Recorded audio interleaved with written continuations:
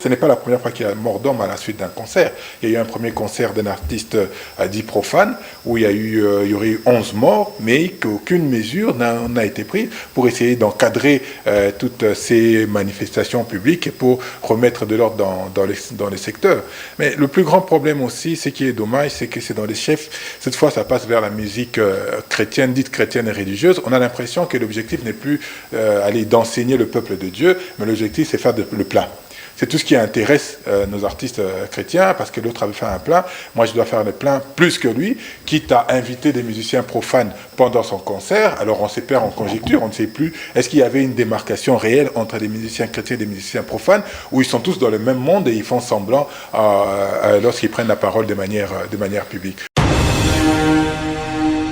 Ben, pendant toute la campagne pour cet événement, on a entendu l'artiste qui voulait avoir un plan démesuré. C'était ça l'objectif. Alors que le Stade des Martyrs a un nombre limité de personnes qu'il est capable en capacité d'accueillir. Lorsqu'on veut faire le plein plus que celui qui était précédent, qui avait fait, on peut dire aussi son plein, alors on s'éverse dans ça. Donc il a la responsabilité de l'artiste musicien, il a la responsabilité des organisateurs, parce que c'est les organisateurs qui produisent et qui vendent les billets pour les concerts. Si vous savez que vous avez 50 000 places de capacité, pourquoi est-ce que vous vendez plus qu'il n'en fallait? Public clair sur la question des transports. Nous serions dans un pays normal, nous aurions eu Transco qui aurait déployé des bus, du moins ou même de Transacademia, pour couvrir cette absence des personnes privées qui exercent dans le domaine du transport, mais on voit que la population est livrée à elle-même, la population ne sait pas à quel sens c'est voué, les prix ont été multipliés par 4 ou par 5 pour ceux qui ont le courage de braver les risques de mettre leur véhicule sur la place publique. Malheureusement, les Congolais se livrent aujourd'hui à la marche à pied pour atteindre leur lieu de service ou alors les lieux où ils se débrouillent pour obtenir quelque chose. Nous sommes prêts, les Congolais sont prêts. Vous avez vu qu'il y a eu des jeunes qui sont organisés, on les appelle des Wazalendo, qui sont prêts à mourir pour la patrie, qui sont prêts à mourir pour que la République retrouve son éclat d'antan avec ses frontières sécurisées et tout. Donc la population est prête à faire cette guerre, mais simplement le problème c'est que M. Tshisekedi n'est pas prêt à le faire. Il a dit plusieurs fois, à la moindre escarmouche, il va réunir les chambres, il va déclarer la guerre, mais jusqu'à aujourd'hui on ne voit rien. Comment des rebelles peuvent avoir des armes, peuvent s'acheter des armes sophistiquées et nous, une république normale, ça prouve que les rebelles sont soutenus par de grandes puissances. Mais si les rebelles arrivent...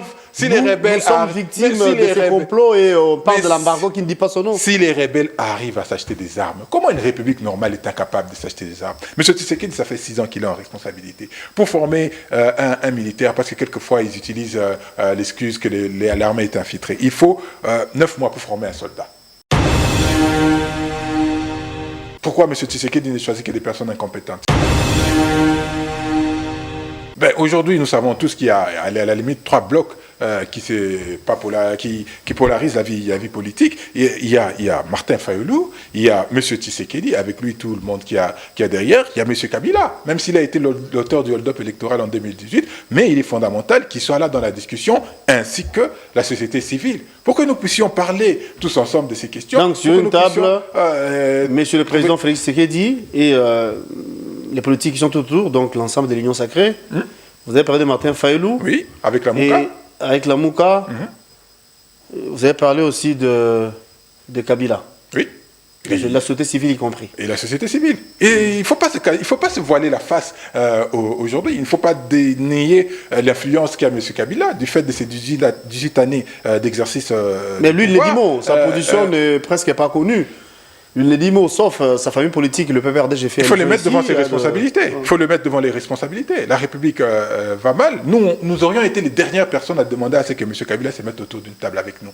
Parce qu'il a été l'auteur du malheur des Congolais en volant la victoire du peuple qui avait été confiée à Martin Fayulu pour la donner à M. Tshisekedi en 2018. Mais nous disons que tous les Congolais, quels qu'ils soient, doivent se mettre autour d'une table de manière représentative pour poser les vraies questions qui nous divisent, parce que nous avons la République en partage. On ne peut pas exclure les uns alors que nous perdons des questions de la République. Vous savez pourquoi l'Union sacrée a échoué? L'Union sacrée a échoué parce qu'il fallait sauver M. Tshisekedi. Et très difficile ici à Kinshasa. pour trouver les transports en commun. Eh bien, les chauffeurs sont passés en grève. Nous allons vous en dire plus. Le concert du pasteur Moïse Mbié, Mike Kalambaye, pardon. Après, il y a eu des décisions au niveau du gouvernement. Toutes les activités non sportives au niveau du stade de Martyr et Tata Raphaël sont suspendues, alors qu'il y a d'autres concerts en perspective. Nous allons vous en dire plus parce qu'on avait enregistré le mort le week-end dernier, 9 morts, pour être beaucoup plus précis. À qui revient la responsabilité? Eh bien, nous allons placer un mot sur ces Lamouka par l'entremise de son porte-parole, Prince Epengue, exige à ce que le responsable de la police, Kinshasa, puisse jeter l'éponge, que ces derniers puissent démissionner, qu'il n'a pas pu faire son travail, à en croire bien sûr les politiques, donc la Mouka, qui demande également au ministre de l'Intérieur de présenter des excuses par rapport à ce qui s'est passé. Nous allons vous parler de tout ça. Nous parlons également de l'insécurité qui sévit au pays, encore 5 morts ici à Kouamout. La situation de l'Est, vous en savez, il y a lieu de placer un mot. Déjà, Yves Badjo est avec moi sur ce plateau, à qui j'ai dit bonjour et bonne semaine. Bonjour Gaillard, merci pour l'invitation. Bonne semaine à vous et à tous vos téléspectateurs. Merci beaucoup. Je rappelle que vous êtes décidé, vous êtes Lamouka, vous portez sur ces plateaux la voix de Martin Fayoulou, vous êtes cadre, haut cadre même au sein de ces partis politiques. La situation ce matin à Kinshasa, ça devient de plus en plus difficile pour arriver ici en ville. Il n'y a pas de transport en commun. Les chauffeurs parlent de tracasseries et les carburants deviennent de plus en plus difficiles, aussi chers que ça. Vous êtes Congolais comme moi. Il y a nos compatriotes qui souffrent en ce moment, qui font le pied pour arriver en ville, au centre-ville, voulais-je dire. Sinon, quelle lecture faites-vous par rapport à la situation? Est-ce que c'est déjà de l'échec? C'est déjà l'échec dans le chef du ministère des Transports, ou bien ce sont des revendications qui semblent être normales d'après vous? Ce n'est pas l'échec dans le chef du ministère des Transports, c'est la continuité d'échec dans la gouvernance de M. Tshisekedi.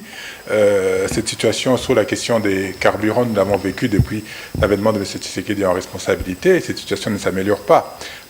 S'il n'y a pas hausse de prix du carburant, il y a des problèmes au niveau de la fourniture, et vous êtes sans ignorer qu'il y a quelques semaines, à Kisangani, le litre de carburant s'est vendu à 25 000 francs. Donc vous imaginez que la situation est générale. C'est vrai qu'aujourd'hui on accorde une importance particulière parce que c'est la République, c'est la ville de Kinshasa, la capitale qui est concernée, mais cette situation générale, elle se généralise sur toute la République, et c'est de la responsabilité au fait parce qu'il n'y a pas de politique publique claire sur la question des transports. Nous serions dans un pays normal, nous aurions eu Transco qui aurait déployé les bus, du moins, ou même de Transacademia, pour couvrir cette absence des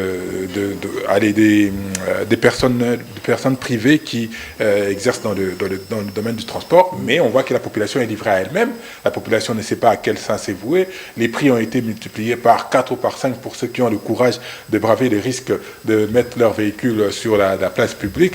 Malheureusement, les Congolais se livrent aujourd'hui à la marche à pied pour atteindre leur lieu de service ou alors les lieux où ils se débrouillent pour obtenir quelque chose. Mais il faut noter que il y a quelques années auparavant, nous notions qu'il y avait effectivement des files de personnes qui marchaient à pied. En dehors du fait que les transports étaient disponibles, si vous observiez il y a quelques années, nos amis, nos frères de la partie est du pays, de la Tchangou, généralement, il y en avait beaucoup qui marchaient à pied. Est-ce qu'ils n'avaient pas de transport? Est-ce qu'il y avait suffisamment de moyens? On pouvait se poser la question. Mais aujourd'hui, même ceux de Lukunga commencent à faire le même exercice. Si vous observez au boulevard aujourd'hui, même quand il y a les transports, vous allez voir des colonnes sur le boulevard, des gens qui marchent à pied. Donc ça veut dire que la situation se dégrade de jour en jour. On ne perçoit pas ça directement, mais aujourd'hui la réalité semble exploser à la figure de tous les Congolais. C'est difficile, mais je pense que la solution sera trouvée, parce qu'on a envie de dire que le ministre a lancé l'appel aux responsables de transport en commun, les privés bien sûr, pour qu'ils puissent avoir un échange, question de trouver une solution. Mais sur le plan du côté carburant, là, on n'a pas encore d'écho. Et convaincu que dans les heures suivantes, on aura plus de détails. Toujours est-il que la situation semble être compliquée et que les gens sont vraiment asphyxiés. Alors, on va prendre l'autre sujet, avant de parler de sécurité. Parlons de cette mesure prise par les autorités. Il y avait une réunion des cascades, d'urgence même, initiée par le ministre VPM de l'Intérieur. Il y avait également le ministre de la Justice et garde du Sceau, pardon. Il y avait la présence aussi du gouverneur de la ville. Ah bon, au final, il y a une décision qui est tombée. Toutes les activités non sportives sont suspendues au niveau des stades des Martyrs et Tata Raphaël. Cela est dû à ce qui s'est passé, ce qu'on avait enregistré des drames, ou encore le mort, 9 précisément, lors du concert, du dernier concert du pasteur Mike Kalambay. Est-ce que la mesure ou encore la décision est bonne d'après vous, ou bien il fallait procéder autrement? Il y a eu des morts, à qui revient la responsabilité? Est-ce que l'organisation ou bien la police n'a pas pu bien faire son travail? Je suis curieux, vous avez évoqué le gouverneur de la ville. J'ai oublié qu'il existait dans cette ville. J'ai cru comprendre qu'il s'était enfermé dans une chambre au Hilton et que voilà, il vivait sa belle vie là-bas et que la ville était livrée à elle-même. Je suis surpris qu'il ait été associé à une telle réunion. Bon, il était présent, il était là. Qu'à cela ne tienne. Mais c'est ce qu'on dit. Nous disons toujours que la République est dans la rue. La République n'est pas gérée autant que la ville de Kinshasa. Les responsabilités sont partagées à tous les niveaux. Et le drame, c'est que nous ne faisons que subir les événements. Du moins, les pouvoirs publics, ceux qui ont les leviers du pouvoir, subissent les événements et ils prennent des mesures, ou alors des mesurettes conjoncturelles qui ne sont pas des mesures pérennes. Qu'est-ce qu'on fait pour pérenniser les mesures? Ce n'est pas la première fois qu'il y a mort d'homme à la suite d'un concert. Il y a eu un premier concert d'un artiste dit profane, où il y aurait eu 11 morts, mais qu'aucune mesure n'a été prise pour essayer d'encadrer toutes ces manifestations publiques et pour remettre de l'ordre dans les secteurs.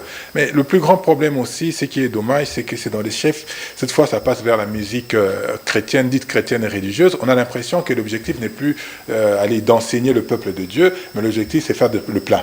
C'est tout ce qui intéresse nos artistes chrétiens, parce que l'autre avait fait un plein. Moi, je dois faire le plein plus que lui, quitte à inviter des musiciens profanes pendant son concert. Alors, on se perd en conjecture, on ne sait plus. Est-ce qu'il y avait une démarcation réelle entre les musiciens chrétiens et les musiciens profanes, où ils sont tous dans le même monde et ils font semblant lorsqu'ils prennent la parole de manière publique? Aujourd'hui, la responsabilité est à tous les niveaux. La responsabilité est dans le chef, d'abord de l'artiste musicien, qui j'espère qu'il va présenter des excuses ou alors des condoléances aux familles éprouvées. C'est déjà fait via un communiqué de sa boîte, ou encore sa structure, ou encore là où il évolue. Je fais allusion à Madjabou. Là, c'est l'organisateur. L'organisateur a ses responsabilités, mais moi, je parle de l'artiste lui-même qui doit impérativement présenter ses excuses à toute la population congolaise, particulièrement aux victimes de ce qui sont des victimes qu'on dénombre lors de son concert. Mais à ce niveau, d'après vous, comme j'ai posé la question du départ, à qui revient la responsabilité? Est-ce l'organisation du fait qu'ils ont vendu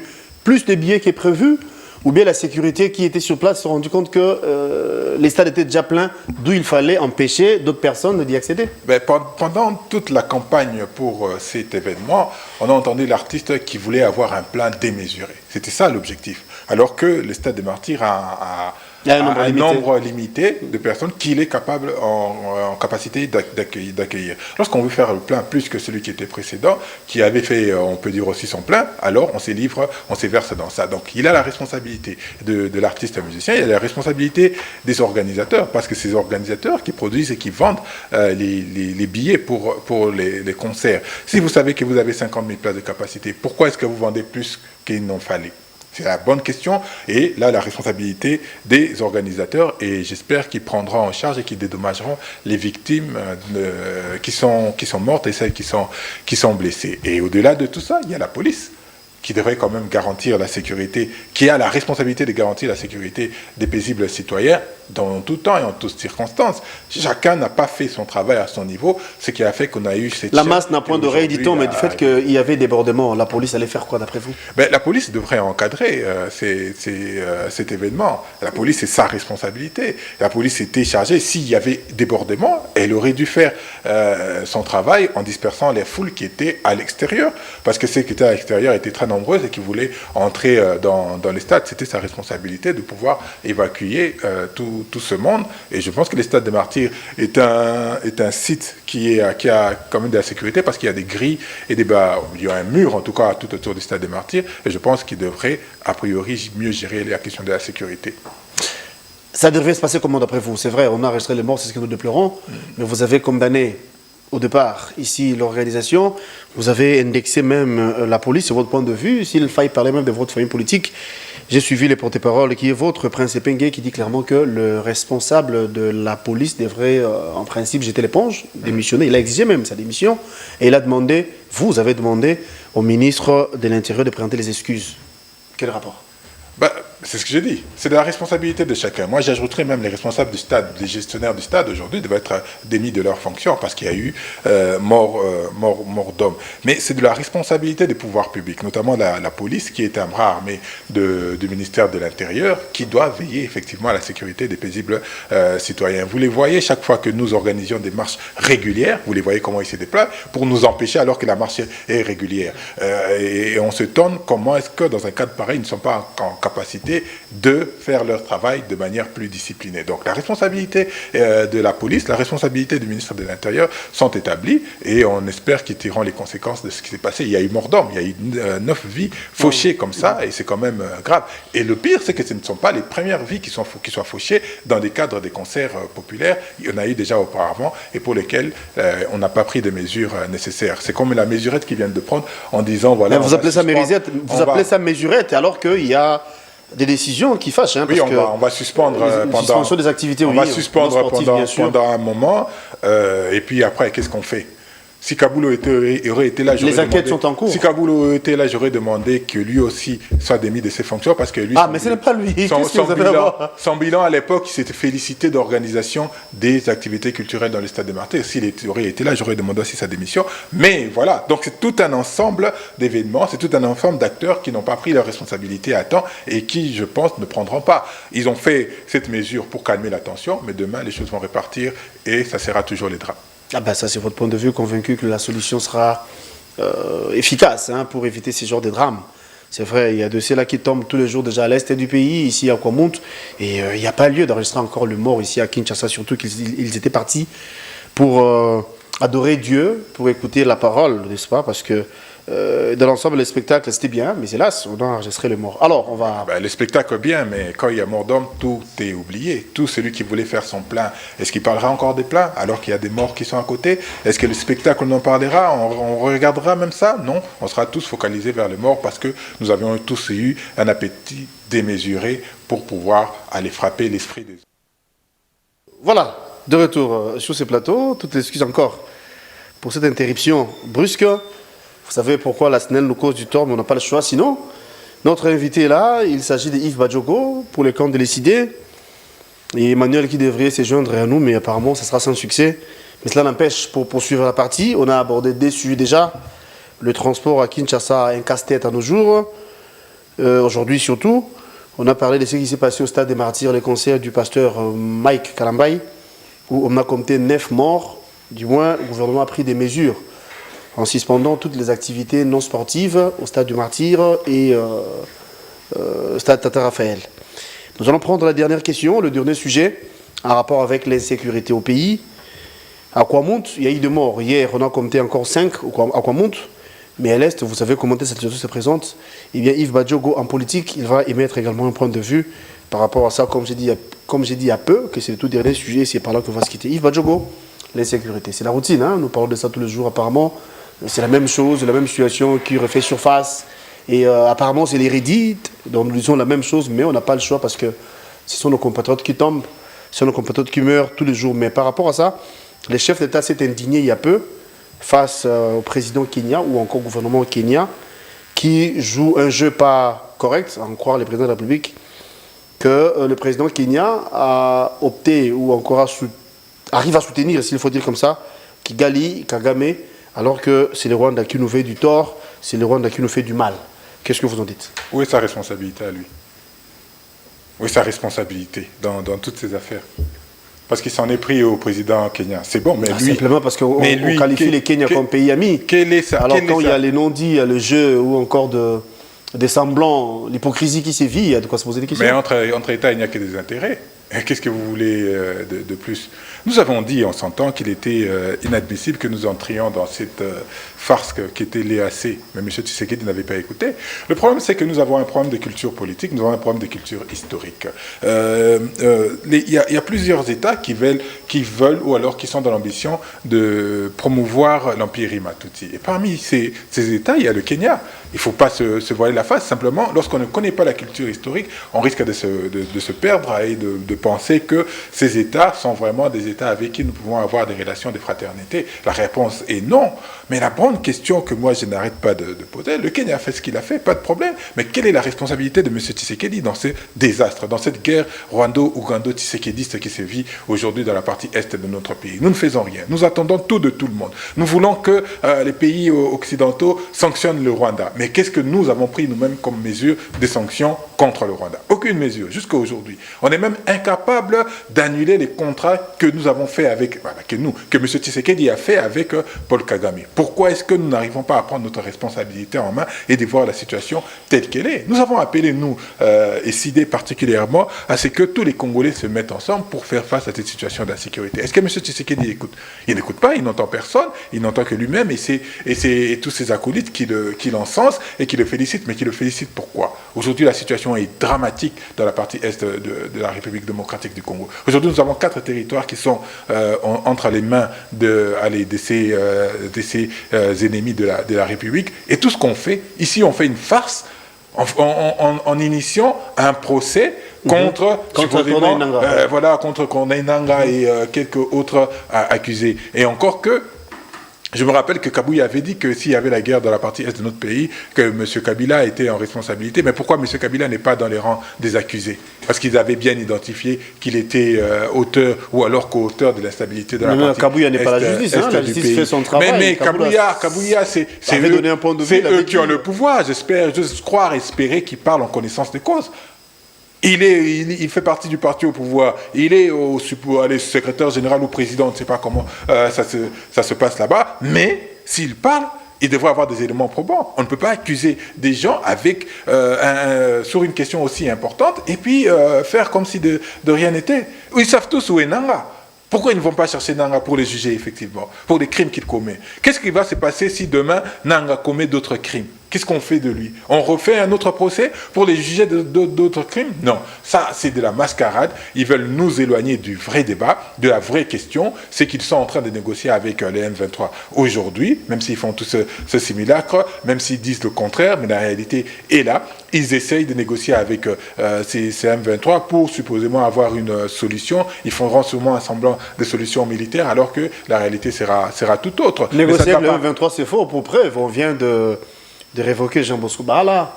Parce que, d'après certaines sources, il serait des mèches avec le rebelle, il serait des mèches avec M23, alors que lui était parti pour une autre mission. Il était parti pour quelle mission? Dites-nous, pourquoi ils ne nous disent pas pour quelle mission est-ce qu'il était parti?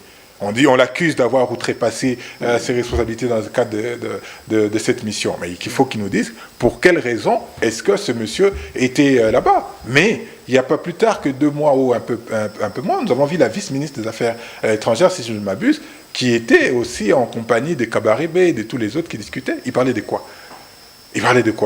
Donc, il ne faut pas qu'on nous embrouille. Je crois que M. Tshisekedi et son régime sont en train de tenter des choses pour retrouver la paix dans la partie Est, mais nous sommes convaincus que ça ne va pas marcher, parce que les mesures qu'ils prennent sont des mesures inadaptées. Vous êtes toujours négativiste, c'est ça aussi, c'est le mal. Mais depuis déjà, un procès contre Nangaa, moi je pense que c'est l'idéal, parce que Nangaa a commis beaucoup de dévies, beaucoup de crimes, tout ça là. Alors Kinshasa a jugé bon de juger ces derniers par coutumance, bien sûr, mais un jour, on mettra la main je suis en train de rechercher un article, si je ne m'abuse. Je crois qu'il y a une juridiction ou alors un procureur qui avait pris la décision qu'on ne pouvait pas, sur les questions pénales, condamner des gens par coutumance.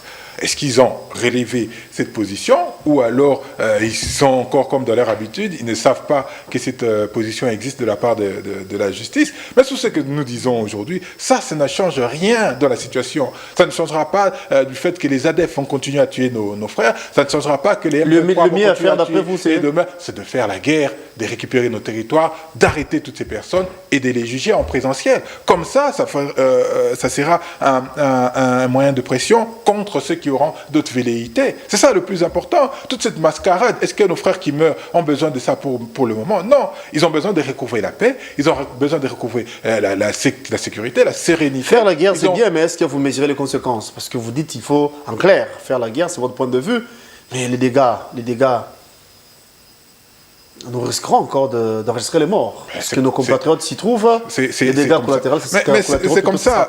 C'est comme ça. Est-ce qu'il faudra avoir d'autres personnes qui vont mourir? Mais s'il faut mourir pour la République, M. Tshisekedi a dit qu'il serait le premier à mourir pour que la paix revienne à l'est de la République. Il ne dort presque pas. Il se bat matin, midi, soir pour... ça, c'est vous qui dites. Il ne dort pas. Ça, c'est vous qui dites. Moi, je pense qu'il est préoccupé par autre chose que par ces vraies questions qui dérangent la République. Donc, nous sommes prêts. Les Congolais sont prêts. Vous avez vu qu'il y a eu des jeunes qui sont organisés. On les appelle des Wazalendo, qui sont prêts à mourir pour la patrie, qui sont prêts à mourir pour que la République retrouve son éclat d'antan avec ses frontières sécurisées et tout. Donc, la population est prête à faire cette guerre, mais simplement le problème c'est que M. Tshisekedi n'est pas prêt à le faire. Il a dit plusieurs fois, à la moindre escarmouche, il va réunir les chambres, il va déclarer la guerre, mais jusqu'à aujourd'hui on ne voit rien. Ils ont fait la programmation militaire. Ils ont fait la programmation militaire avec 1 milliard de dollars, mais pas de résultats aujourd'hui. Et si vous avez changé l'option ou bien vous avez changé la manière de voir les choses. Pourquoi je l'ai dit? Parce qu'à son temps,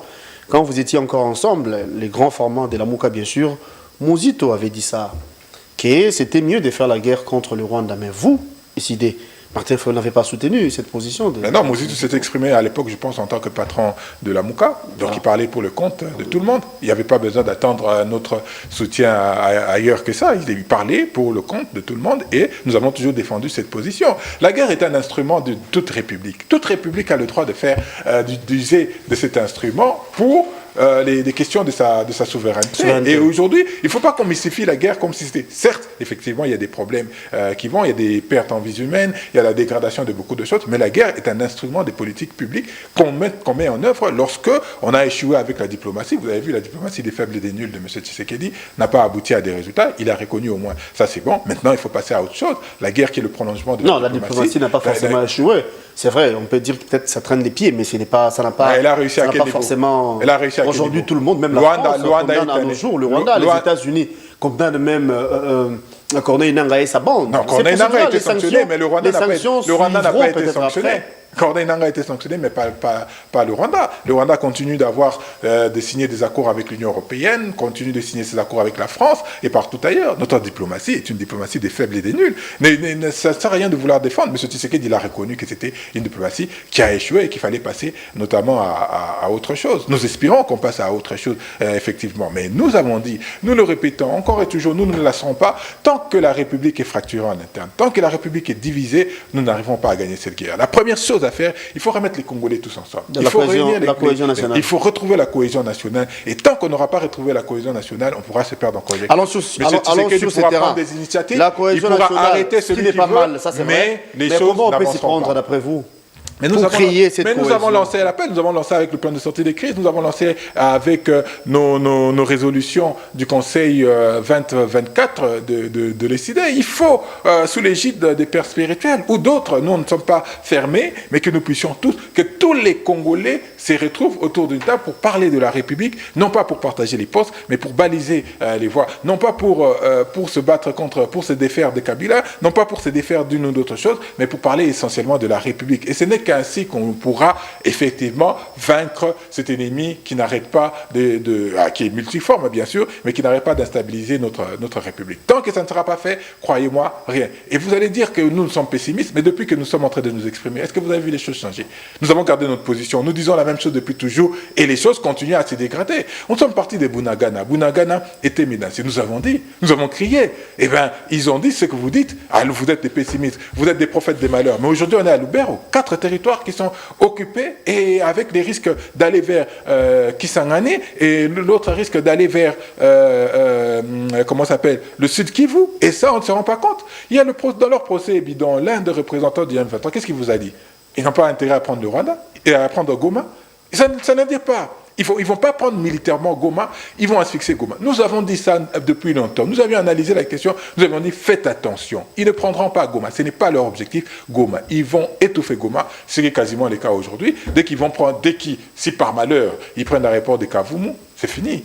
Goma est totalement asphyxié parce que de l'autre côté, ça sera le Rwanda et partout ailleurs, ça sera les M23. Ils contrôlent les points stratégiques. Ils peuvent vous laisser récupérer un village sans importance, bon, sans importance entre guillemets, c'est-à-dire sans importance stratégique, et ils contrôlent tous les points stratégiques de la République, alors que nous, on va se perdre en disant, oui, on a récupéré un village, mais est-ce que ce village est stratégique pour la guerre? Ce village est stratégique pour faire face à l'avancée de l'ennemi? La réponse est non. Lorsque vous entendez des gouverneurs militaires qui vous disent, nous avons positionné des hommes pour empêcher l'avancée des ADF, pour empêcher l'avancée des M23. Nous sommes dans notre République ou nous sommes où? Au lieu de mettre en place les mécanismes pour récupérer les terres, nous on met des mécanismes pour stopper l'avancée. Il y a un problème. Il y a un problème sérieux. Non pas des militaires, mais des politiques qui emmènent les militaires à prendre ces positions. Il y a un sérieux problème et il faut résoudre ces mais vous avez dit ici qu'il n'est pas bon de compter sur tout le monde pour trouver de solutions. Et vous êtes sans ignorer, vous reconnaissez, je sais que c'est un complot qui date, un complot Rwanda ne joue que la figuration, face à toutes les forces là, face à cette grande puissance qui passe par derrière le Rwanda pour nous faire des manœuvres. Vous voyez que on n'a pas assez de moyens pour résister face à eux, mais du moins, nous arrivons quand même à s'imposer pour pas que d'autres villes, d'autres territoires tombent. Là, ne voyez pas qu'il y a un effort. Mais comment on est parti alors de Bunagana? Comment on est parti de Bunagana à Lubero? Il y a des villages qui sont tombés, il y a des cités qui sont tombées, il y a des territoires qui sont tombés. Il y a un problème. Est-ce que vous savez, quand on dit que la diplomatie de M. Tshisekedi a échoué, elle a échoué parce qu'elle n'était pas performante. Aujourd'hui, même la Chine et la Russie s'abstiennent sur les questions de la République démocratique du Congo ou votent à l'encontre de nos intérêts.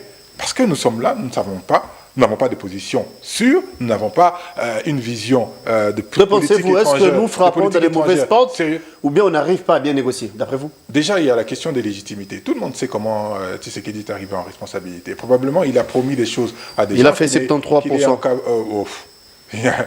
Oui, je vous rappelle. Il n'y a que les dupes qui peuvent croire ça. M. Kadima lui a donné 73%. Mais alors, si M. Kadima lui arrive à donner, s'il avait effectivement obtenu ces 73%, qu'est-ce qui se passe? Pourquoi est-ce qu'on ne ressent pas ça dans l'adhésion populaire dans sa politique? On ne ressent pas ça. Il y a un problème. Donc, je disais tout à l'heure que, voilà, M. Tshisekedi a dit que les États-Unis étaient un partenaire stratégique. Mais pourquoi ce partenariat ne se manifeste pas de manière concrète, de manière claire, dans un appui? Vous voyez Zelensky, lorsqu'il passe, il obtient des armes, il obtient de l'argent, il obtient un soutien indéfectible, mais nous, il n'y a rien, on n'obtient rien, même avec des partenaires stratégiques et privilégiés comme les États-Unis, pas de résultats. Si les États-Unis ont fait des nous n'obtenons rien, alors mais on arrive quand même à résister. Mais on ne résiste pas. Vous vous souvenez de ce qu'avait dit le secrétaire général des Nations Unies que le M23 ou encore le groupe armés là, le rebelle, détiennent des armes sophistiquées qu'une armée régulière n'a pas. Mais, alors là, on arrive à résister, n'est-ce pas? Il faut. Mais où est-ce que les M23 se procurent toutes ces armes? Pourquoi nous, on est incapables de se procurer ces armes? Vous avez posé une bonne question. Je crois que vous avez également la réponse. Non, je n'ai pas la réponse. J'espère que M. Tshisekedi nous doit. Ils ont 1 milliard, ils ont fait le machin de réforme pour l'armée, a donné 1 milliard de dollars. Mais qu'est-ce qu'on fait avec ce milliard de dollars alors? Il sert à quoi? Parce que vous avez vu que nos frères en armes se plaignent de leurs soldes. Jusqu'à aujourd'hui, ils ne sont pas mal payés, ils sont quasiment pas payés, ils sont dans des conditions difficiles, ils dorment dans des conditions difficiles, ils mangent mal, ils se vêtissent mal, ils se déplacent mal, et ainsi de suite. Tout ne va pas bien dans cette République. Comment des rebelles peuvent avoir des armes, peuvent s'acheter des armes sophistiquées, et nous, une République normale, ça prouve que les rebelles sont soutenus par de grandes puissances. Mais si les rebelles arrivent... Nous sommes victimes de ces complots et on parle de l'embargo qui ne dit pas son nom. Si les rebelles arrivent à s'acheter des armes, comment une république normale est incapable de s'acheter des armes? M. Tshisekedi, ça fait 6 ans qu'il est en responsabilité. Pour former un militaire, parce que quelquefois ils utilisent l'excuse que l'armée est infiltrée, il faut 9 mois pour former un soldat. Un soldat de rang, un soldat de troupes comme ça, 9 mois. Et il faut un peu plus pour former des officiers et tout. Pourquoi on n'a pas formé une nouvelle classe militaire? L'appel a été lancé. Voilà. Mais quels sont les résultats aujourd'hui? Quels sont les résultats aujourd'hui? Il n'y a pas de résultats. Le problème, c'est qu'il n'y a pas de vision. Il n'y a pas de politique claire qu'on établit en matière de défense et de sécurité. Est-ce que vous avez une politique claire? Regardez le ministre de la Défense qu'on vous choisit. Quelqu'un qui aurait travaillé dans la médecine ou quelque chose comme ça, qui devient ministre de la Défense, qui signe des ordres d'émission et qui après, ça pose problème, il n'a pas de responsabilité sur ça. Mais c'est quand même grave. Mais la grande question, c'est qui l'a choisi? Pourquoi M. Tshisekedi ne choisit que des personnes incompétentes? Ce ne sont pas mes propos, ce sont les propos des communicateurs de l'Union sacrée.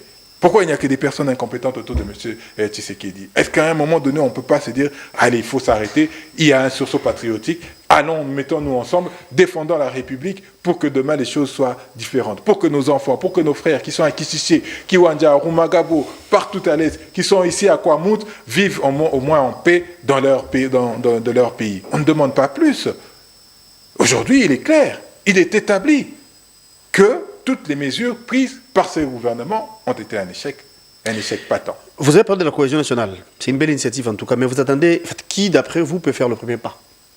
Seulement le gouvernement ou bien vous aussi? Mais nous avons fait le pas avec la proposition de sortie des crises, parce que le pays est plus important que tout, la République est plus importante que tout, depuis 2019, et nous n'avons pas arrêté d'appeler. Beaucoup de gens nous critiquent en disant, moi particulièrement, voilà, vous voulez le dialogue pour partager les postes. Mais comment des politiques sont insensibles à l'appel à un dialogue, à l'appel à des discussions entre partis? C'est extrêmement compliqué, surtout vu la situation que nous vivons, nous traversons aujourd'hui. Tous les pays de la sous-région sont quasiment allés vent debout contre nous, bon, bien sûr du fait de M. Tshisekedi un peu, mais tous les pays sont vent debout contre nous. Si on n'arrive pas à se réorganiser en interne, qu'est-ce que vous pensez qu'on pourra obtenir? On n'obtiendra rien. On n'obtiendra que des problèmes comme nous sommes en train de les vivre aujourd'hui. Il est fondamental... Donnez-nous un peu le format. D'après vous, souhaiterez-vous que ça se passe comment? Ben, aujourd'hui, nous savons tous qu'il y a à la limite 3 blocs qui polarisent la vie politique. Il y a Martin Fayulu, il y a M. Tshisekedi, avec lui tout le monde qui a derrière, il y a M. Kabila, même s'il a été l'auteur du hold-up électoral en 2018, mais il est fondamental qu'il soit là dans la discussion, ainsi que la société civile, pour que nous puissions parler tous ensemble de ces questions. Donc sur une table, M. le Président Félix Tshisekedi et les politiques qui sont autour, donc l'ensemble de l'Union sacrée. Vous avez parlé de Martin Fayulu. Oui, avec la Mouka. Avec la Mouka. Vous avez parlé aussi de Kabila. Oui. Et la société civile y compris. Et la société civile. Et il ne faut pas se voiler la face aujourd'hui. Il ne faut pas dénier l'influence qu'a M. Kabila du fait de ses 18 années d'exercice. Mais lui, il ne dit mot. Sa position n'est presque pas connue. Il ne dit mot, sauf sa famille politique, le PPRD, j'ai fait... Il faut les mettre devant ses responsabilités. Il faut le mettre devant les responsabilités. La République va mal. Nous aurions été les dernières personnes à demander à ce que M. Kabila se mette autour d'une table avec nous.